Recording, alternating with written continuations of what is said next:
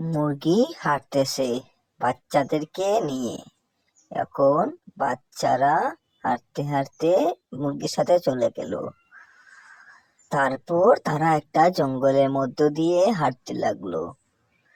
এখন তারা মনে মনে ভাবলো, যদি এখন শিয়ালে এসে আক্রমণ করে তাহলে আমি আমার বাচ্চাদেরকে কিভাবে বাঁচাবো।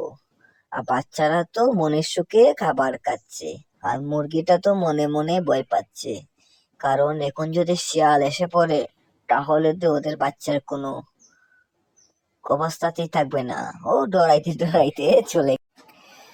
তারা হাঁটতে লাগলো এবং ইতিমধ্যেই এত বড়, এটা এত বড় মুরগা কিসের?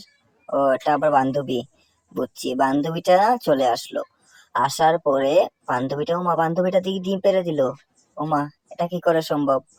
আচ্ছা, যাই হোক, তবে তাদের সাথে খেতে লাগলো। এখন তারা আবার ঘরে চলে গেল। তারা সুন্দর করে সংসার করলো, সংসার করে সংসারের সাথে চলে গেল। এখন ইতিমধ্যে আমি বলেছিলাম না শিয়াল আসবে, ইতিমধ্যেই শিয়াল চলে আসলো। এখন শিয়ালে বলল, হাউ মাউ কাউ, মানুষের গন্ধ পাউ বলেছে আর খাচ্ছে। শিয়ালও পেছনে পেছনে যাচ্ছে, মুরগিও যাচ্ছে, শিয়ালও পেছনে পেছনে যাচ্ছে, মুরগিও যাচ্ছে। তারপর আর কি করার, শিয়ালও বান্ধবী হয়ে গেল। তারা একসাথে ঘরে চলে গেল। ও মা মামা, কি কি কি শিয়াল দেখি আবার মুরগিকে দৌড়াচ্ছে, এটা কি করে হলো বুঝলাম না। থেকে খেয়ে ফেললো নাকি? হে, তোরা আজকে বেঁচে গেলি, তোরা তো বেঁচে গেলি আজকে, আর কখনো তোকে ছাড়বো না একা ফেলে। আজ থেকে তোকে আমি মেরে ফেলবো।